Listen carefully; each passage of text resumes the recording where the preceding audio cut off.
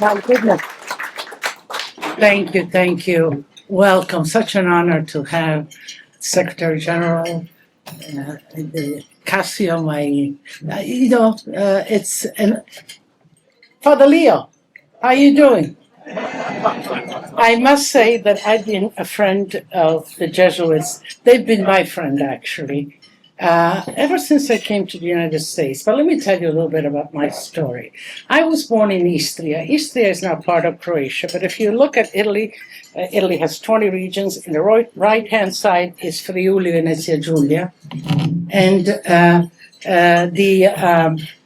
right on the border, over the border now, is Istria, which is part of Croatia. That was Italy. That was all Italy. And when I was born, it was right on the cusp of the finishing of the war. The war finished, Italy lost, and that area, by the Paris Treaty of 1947, was given to the newly formed communist Yugoslavia. So under communism, once communism came in, things changed. We couldn't practice our religion, speak our language, and everything had changed for us. I was just about born about that time, and sort of I grew up under those conditions at home, and always kind of quietly speaking Italian. Grandma would take me to church now and then. My mother was an elementary school teacher, and hence she couldn't behave. She had to listen to the dogma of the regime. Now you have to understand, when you come from a border, be it the border that I come from, you speak more than one language. So, for us to translate from one language to another, even though I speak with my mother Italian, we speak 2 or 3 languages. That area was also under the Austrian-Hungarian Empire. So it has that influence also. And those of you that watch me cook know that I make strudel, I make spätzle. And when I cooked for Father Pope Benedict, when he was here, I made spätzles for him. And I cooked for Pope Francis too when he was here. So a great honor, my commitment. But my parents at that time decided that maybe they had to move on, because how can you raise the children without the values that they were raised on? And we had relatives on the other side of the border, because the border went down, and who was on this side and who was on that side. So they wouldn't let the whole family, but my mother, my brother, and I went to visit an aunt. My father had to remain because they did not give him a visa to go. And I was young. I was 10 at the time.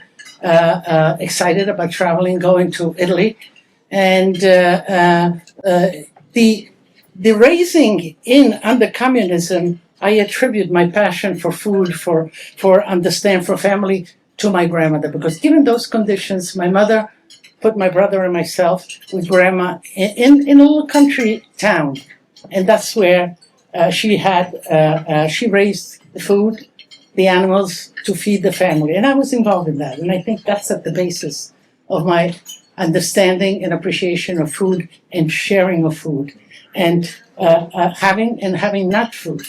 So we went to Trieste, and after 2 weeks, in the middle of the night, the door kind of knocks. My mother was crying, my aunt was crying. There was my father. He had fallen to the floor. He was all muddy. He had escaped because he couldn't. So the only choice was to escape. He made it. He was shot at. He was chased by the dogs. But we were all together now as a family. And being there, he had no papers.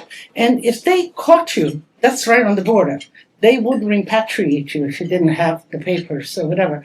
So my parents decided to claim for asylum. We went to the police, and we were put in a refugee camp, San Saba. For those of you that go to Trieste, San Saba now is a museum. Prior to being a refugee camp for people fleeing communism, was also a Nazi holding camp. So it was a dark place to be. But there we were. I was 10 years old. My brother was 14. And the family of 4, we entered. We were given shelter and accepted into the camp. The camp there had different people from Eastern Europe all over. They were all escaping, and the closest free border was the Italian border there. So there were many different languages spoken, and we were sleeping all in one, just like you see the camp and you hear the camp, sleeping all kind of divided by boards, by curtains and whatever, a communal dining room downstairs. I had my little plate, and I would go online, like the family, to get my food. And I remember that day after day, spaghetti tomato sauce, and I would get an apple and a formaggino. Formaggino is like the laughing cow, and that was a special treat. So that was the food that. So we spent 2 years. The Catholic Relief Services, I think, undertook the task of taking care of people, the refugees of the war in Europe. After 2 years, we applied, of course, which country would take us. Australia was one of them, Argentina was one of them, Canada, but we were lucky enough to be accepted by the United States. But, absolutely. Dwight Eisenhower was the president at the time, and he opened the immigration for people fleeing communism. We had nobody here. The Catholic Relief Services took care of us once we got here. I remember we came at JFK, a yellow bus, now I know it's a school bus, but I didn't know, took us into the city and put us in a hotel. Not unlike what's happening today. We had this little, it's really, so when I see what's happening out there, I can relate so much to what's going on and how we can, certainly I could help in any way that I can to make those people maybe feel more at home, feel accepted, and start a new life. Because that opportunity that my family was given. Now, my father was a mechanic. He had a little truck business. My mother was a teacher, and my brother and I, we were students. The Catholic Charities found a home for us, found a job for my father, and would subsidize us, not unlike today, until my father began to work. We would go once a week first to the agency to talk to the social workers, then once a month, and then ultimately we were on our own. But I certainly can never forget the opportunity that we were given, and certainly I can say with wholeheartedly that there is no place like America. America is now, being born Italian, great culture, and then being adopted American, I have two of the greatest cultures on this world with me. So my commitment to JRS is the Jesuits, because I've been, they taught they grew my children with me. I told them I have 2 children. And I was opening a restaurant. Some of you were involved, I heard, in restaurants.